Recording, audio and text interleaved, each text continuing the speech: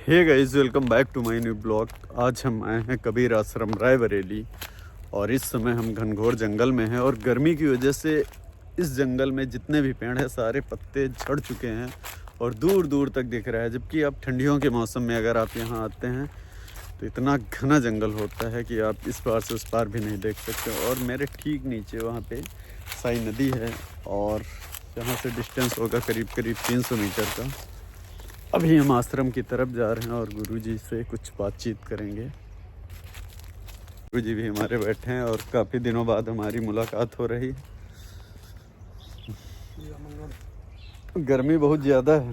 हाँ भाई, गर्मी तो पड़ी। पूरा आश्रम जो है चारों तरफ खुल गया है, दिखने लगा है।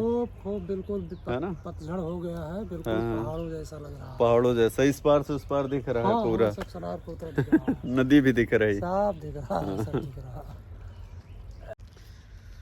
गुरुजी ने एक बोर्ड बनवाया है, इसमें कुछ नई चीजें लिखी गुरुजी। और ये सारे इनके वचन। गुरुजी ये आपने स्वयं लिखे हैं? जी हाँ। अच्छा, और बोर्ड पे भी आप हर दिन का विचार लिखते थे ना? हाँ लिखते थे, लेकिन अब की थोड़ा स्वास्थ्य कुछ गड़बड़ रहा, हल्का फुल्का। हाँ हाँ। तो फिर समय भी नहीं मिला, कुछ सारा आश्रम में कार्यभार होने की वजह से। क्या इस समय कुछ दिक्कत चल रही क्या? हाँ, कुछ यही मौसमी जो ये बारिश वगैरह हो गई, तो इससे अच्छा, थोड़ा सा जुकाम वगैरह। जुकाम से, बाकी तो इसका कुछ क्या है अर्थ गुरुजी, बताएं जरा। इसको हम बचपन से और अब तक का जो पूरा मेरा जो अध्ययन है उसमें मैंने इसको जो छांटा है उसमें यही सत्य निकल करके आया है कि इस जिंदगी का जो अंतिम सत्य वो क्या है। तो यह है कि सदा साधारण बने रहो, उसमें सिंपल रहो। कोई महंती, कोई बड़े बड़े जो मठाधीश और महामंडलेश्वर कहे जाते हैं लोग, इनसे में कुछ नहीं रखा है। अच्छा, केवल सज्जनता, साधारण, बिल्कुल आप शांत रहें, शांत रहिए। जैसे बौद्ध ने कहा है ना, हाँ, कि आप शांत हो जाओ, सब कुछ अंदर ही मिल जाएगा। मिल जाएगा। अच्छा। दूसरा है कि सदा खतरे में जीना सीखो, मतलब कि हमेशा खतरा उठाते रहो। हाँ, खतरे का मतलब कि खुले मैदान में रहो। जब खुले में रहोगे तो तुम्हारे ऊपर कोई खतरा नहीं आएगा। अच्छा। खतरा सदैव एकांत, जहाँ हम छुपने की बात करते हैं। जैसे एक बार कहा गया था कि अकबर था तो उसने एक जमीन के अंदर वो बनवाया, स्पेस बनवाया और उसमें चारों तरफ से सब बंद था, एक तरफ दरवाजा था। तो एक लेखक ने जा करके देखा तो उसने कहा इस दरवाजे को भी क्यों रखा? तो कहा आखिर कोई चढ़ेगा तो भगे किधर से? तो कहा ये तो खतरा यही तो खतरा है। सबसे ऊपर उठ जाओ। कबीर साहब ने कहा है, कबीर साहब की वाणी है कि पच्छा पक्षी के कारण सब जग रहा भुलान और निष्पक्ष होए के हरि भजे सोई संत सुजान। अब यहाँ पर ये इसमें निष्पक्षता आ गई, जो इससे ऊपर हो जाए। हाँ। और नंबर 5 पे है क्षण क्षण जियो और जीना सीखो। हाँ। यह सत्य है, न भूत है न भविष्य। हाँ। मतलब भूत से न भविष्य हमारे ग्रंथों में भी लिखा गया है, धार्मिक ग्रंथों में। तो लेकिन इसको ये क्षण क्षण जियो, वर्तमान में हर एक क्षण को जियो। हम खुश रहें, मगन रहें और सृजन के काम करते रहें, बहुत सारी चीजें करते रहें, तो क्षण क्षण जीना सीखें। मरना सीखो क्योंकि जीवन मृत्यु के पार जाने पर निखार में आता है, यही सत्य है। हाँ।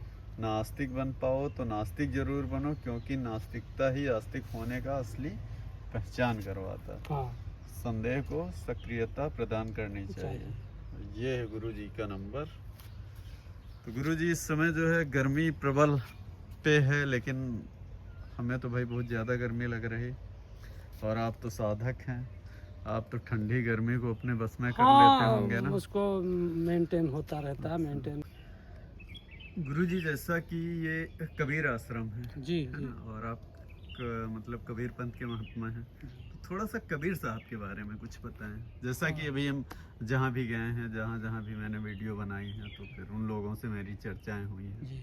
तो थोड़ा सा कबीर साहब के बारे में आप भी कुछ बताएं।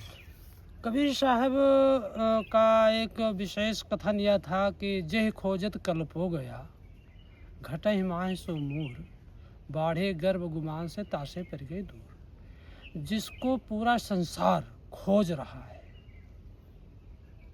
जिसकी खोज में परेशान है, जे खोजत कल्पों कल्प बीत गए, घट हिमाहे सुमूल। इसी शरीर के अंदर वो मूल रूप से बैठा हुआ है, हम उसको लौट करके नहीं देख पा रहे हैं। तो कबीर साहब का जो मूल मंत्र है वह है कि अपनी ओर लौटो, मोह को कहाँ ढूंढो बंदे, मैं तो तेरे पास में। तो वो जब ध्यान करना शुरू करता है व्यक्ति, धीरे धीरे ध्यान करता है, धीरे धीरे लौटता है अपनी तरफ, तो वो होता है आत्म साक्षात्कार। जब आत्म साक्षात्कार हो जाता है तो उसी को निर्वाण कहा जाता है, उसी को मोक्ष कहा जाता है, उसी को जो है आत्मानुसंधान कहा जाता है। उस सब विशेषण जोड़ दिए जाते हैं और उस विशेषण में सब ये चलता रहता है। तो इसमें कबीर साहब की जो वाणी में जो बार बार बात आती है कि अपनी ओर लौटो, थोड़े थोड़े थिर हो। कबीर साहब का अक्षर से लेकर के ज्ञा तक एक एक अक्षर से उन्होंने ज्ञान दिया। तो था अक्षर से ज्ञान दिया कि थोड़े थोड़े थिर हो भाई, जस थंभे मंदिर थम्हाई। जैसे एक मंदिर को बनाने के लिए हम थंभा लगा देते हैं और फिर मंदिर तक अंदर हटा लेते हैं, ऐसे हर व्यक्ति को चाहिए कि वो पहले बैठने की आदत डाले। पहले बैठे वो 10 मिनट 5 मिनट बिल्कुल शांत चित्त होकर के। जब बैठने की आदत पड़ जाएगी तो मन धीरे धीरे शांत होगा, ध्यान होने लगेगा। और ध्यान होने के लिए कबीर साहब ने कहा है साधु होना चाहिए। साधु, किसी ने पूछा कि हम लोग क्या करें, तो उन्होंने कहा साधु होना चाहिए। अब लोग साधु होने से डरते हैं। अरे साधु का मतलब ये थोड़ी, साधु मतलब सज्जनता, तो सज्जनता तो सबकी ज़रूरत है। साधु होना चाहिए संबोधन कारक चिन्ह लगा है। और फिर पक्का हो के खेल, फिर अगर तुमको आगे जीवन में जाना तो फिर पक्का हो करके खेलो।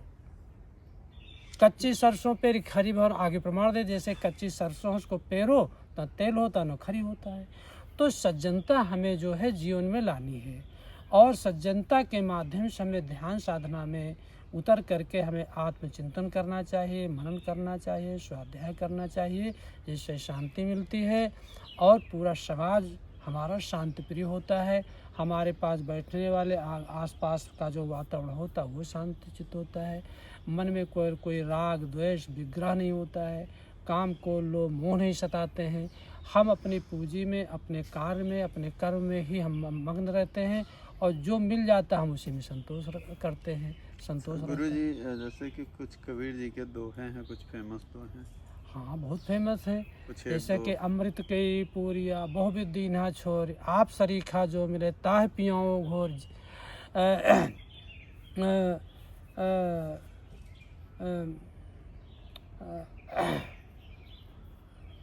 अपना खरी खात हैं बेचत फिरें कपूर, उथले रहें गहिर बतावें, बात करें अहंकारा, कहें कबीर कितनों नर बह गए लोभ मोह के धारा।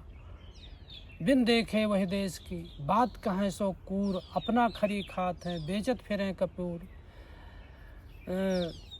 मन मरे माया मरे, मर मर जाए शरीर, आशा तृष्णा ना मरे, कहिगे दास कबीर। है तो कबीर साहब ने की बहुत सी वाणियाँ हैं कि बीज, जैसे एक बीजक होता है तो बीजक के संबंध, बीजक किसी धन को बताता है, उसके संबंध में बताया किसी जीव के बारे में। बीजक वित्त बतावे जय वित्त गिप्ता हो, ऐसे शब्द बतावे जीव को बूझे बिरला को है। कबीर साहब के शब्दों में भी तमाम बातें कही गई कि मन लागा यार फकीरी में, हाथ में कूड़ी बगल में सोता, चारों दिशा जगीरी में, मन लागा यार फकीरी में। यार माने मित्र, और उनका प्रसिद्ध साखी है, वो पूरी मानवता के लिए, पूरी मनुष्यता के लिए क्या क्या संबोधन करते हैं। दादा भाई बाप के लेखे, चरणन हुई हो बंदा, अब की पुरिया जो निर्वारे सो जन सदानंदा। जो दादा, जो पिता से बड़े उनको दादा के रूप में कहते हैं, भाई जो अपने समान उनको भाई कहते हैं, बाप के लेकर जो पिता के तुल्य उनको पिता की तुलना देते हैं कि भैया अब की पुरिया, अब की ये मानव जीवन जो संभाल ले, ध्यान के माध्यम से संभल जाए, इसमें आपके सो जज सदानंदा, मैं उसके पैरों की मैं पकड़ करके मैं कहूँ पैर धो लूँ, गुलामी कर लूँ। इतना साहब नम्रता लाते हैं। लघुता से प्रभुता मिले, प्रभुता से प्रभु दूर, चिमटी ले शक्कर चली, हाथी के मुख धूर। अरे काहे रे नलनी तू कुम्हलानी, जाके नाल सरोवर पानी, कि वो नल उसकी नाल जो पानी में फिर भी कुम्हला रही है। तो यहाँ पर साहब लाक्षणिक अर्थ कहते हैं, काहिर का नलनी तू को, नलनी ये जीव तू क्यों कुम्हला रही है, हे मन तू क्यों कुम्हला रहा है, तेरे तो नाल तेरे तो पानी में है तो फिर भी कुम्हला रहा। तो क्यों कुम्हला रहा, क्योंकि राग द्वेष में आदमी जल रहा है, और जब से वो ऊपर उठ जाता है तो वो कुम्हलाना बंद हो जाता है। अच्छा, एक जैसे इन्हीं का कबीर जी का ही दोहा था ना कि और पत्थर पूजे हर मिले तो हम पूजे पहाड़, कबीर जी का था। हाँ, कबीर साहब का है। हाँ। कि दुनिया ऐसी बावरी कि पत्थर पूजन जाए, और घर की चकिया कौन पूजे जाका पीसा का। और फिर कबीर साहब से किसी ने कहा तो कहा, अरे भाई पत्थर पूजे तो हर मिले, इतना बड़ा नन्हा सा पत्थर जो गोल गोल हुआ, जो हम सालिक राम कहते हैं, उसको पूजने से अगर हर मिलता है तो हम फिर पहाड़ पूछो, सबसे बड़ा है उसको पूज लो। तो यहाँ जो पत्थर की पूजने की जो विधा लोगों ने बनाई, उसका सार लोग बहुत दूर कर दिए। उसका अभिप्राय यह है कि जिस तरीके से ये पत्थर पहाड़ से टूटा और घिसते चलते वो इतना घिस गया, इतनी ठोकरें खाई कि वो पूजने योग्य हो गया। इसी तरह व्यक्ति जो इस समाज से जो ठोकरें मिलती हैं, उसको वो घिसते ख़त्म करते राग द्वेष मोह आशा तृष्णा छल कपट, इनको त्याग करते वो बिल्कुल सादिक राम जैसा हो जाता, बस वो पूज्य हो जाता है। ये ध्यान शिविर जैसे कि हमने अटेंड किया था एक बार यहाँ पे, ओशो का आपने कराया था इसी के नीचे। ये है आपका ध्यान कक्ष। अच्छा, और ओशो जी की फोटो भी लगी है।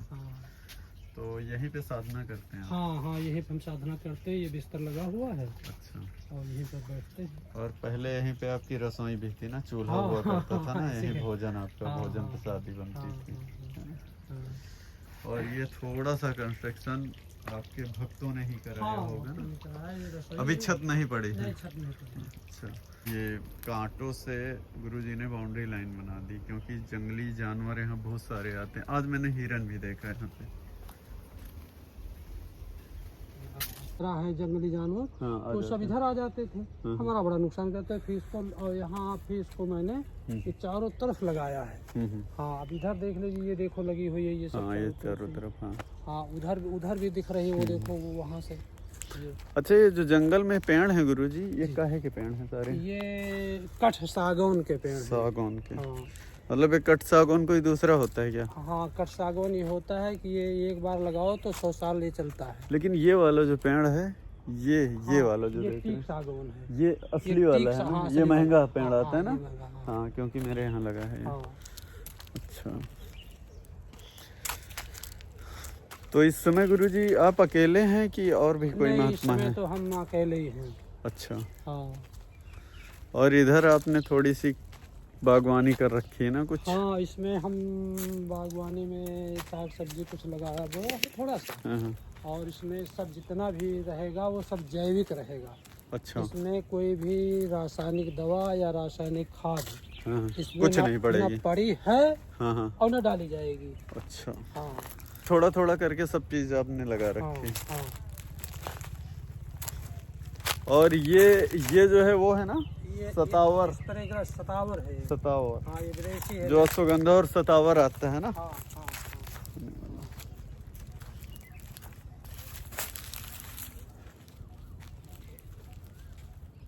ये सारी बागवानी आपने बना रखी। ये लौकी के पेड़ है, ये तरवे, ये सब फूल फले, ये टमाटर लगा हुआ है। कौन सी कंद है? इसका नाम है बाराही कंद। बाराही कंद, जो शरीर के को ताकत भी देती है। हाँ। और पेट को साफ रखती है, बवासीर को और आमाशय को बिल्कुल क्लीन कर देती है। क्लीन कर देती है। हाँ। अच्छा, तो ये गर्मियों में ये दशा होती है सिर्फ यहाँ की, ठंडियों में तो बड़ा हरा भरा रहता है पूरा जंगल।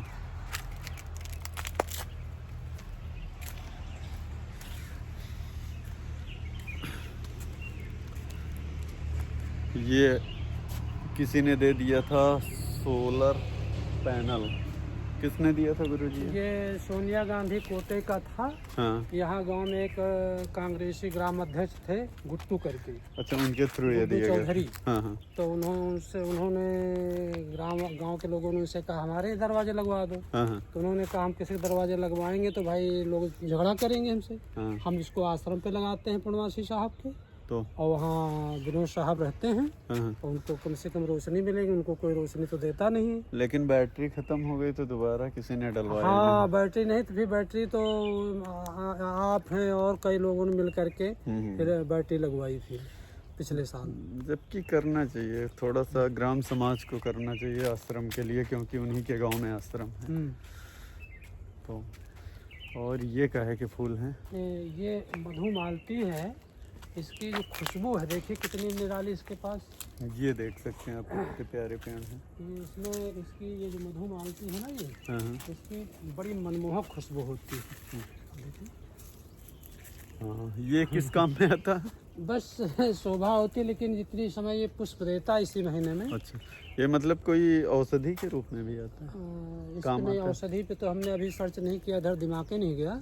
लेकिन इसकी खुशबू जो है ब्रेन को बहुत अच्छा रखती है और बड़ी ठंडी खुशबू होती है इसकी। नाम है मधुमालती। ये भी इतना भी आपने बनाया? हाँ हाँ, इधर भी बनाया। इधर अभी सहजन के पौधे मैंने रोपाई किए, सब पनप रहे हैं। अच्छा गुरुजी, आपके यहाँ वो सहजन का पेड़ है जिसमें वो छीमी लगती है ना, लंबी वाली? अच्छा गुरुजी, अब भंडारा कब होगा यहाँ पे? अब भंडारा हमारा होगा ये अभी ये जो आषाढ़ की पूर्णिमा होगी। अच्छा, उसमें मेडिटेशन होगा। हाँ हाँ।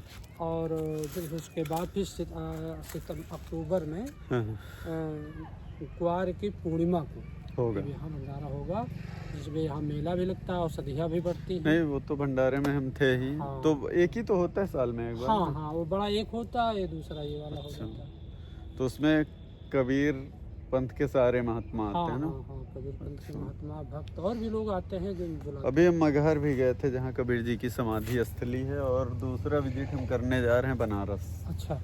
कबीर चौराहा, जो उनका वो क्या बोलते हैं, जहाँ पे वो उनका पालन पोषण हुआ ना, नीरू और नीमा का जो घर है, तो वहाँ जाने का प्लान है मेरा। तो जब प्लान हो तो बताइएगा, फिर चलेंगे वहाँ पे। हाँ, अगर आपको टाइम मिले तो बिल्कुल चलिएगा। हाँ। और क्योंकि हम कबीर जी पे ही इस समय थोड़ा सा काम कर रहे हैं। नहीं तो ठीक, कबीर आज पूरे विश्व को कबीर की बहुत ज़रूरत है। क्योंकि देखिए कि आज हमारे इस पूरे विश्व में जो संकट मंडरा रहा है विश्व युद्ध का, आखिर इसमें कबीर, बुद्ध, महावीर ऐसे लोगों की ही ज़रूरत, उनके ज्ञान की चर्चे की ज़रूरत है और ज्ञान को जीवन में उतारने की ज़रूरत है। तो ये तो बहुत बढ़िया, कबीर पर आप जितना करेंगे वो कम ही है। कम ही। हाँ।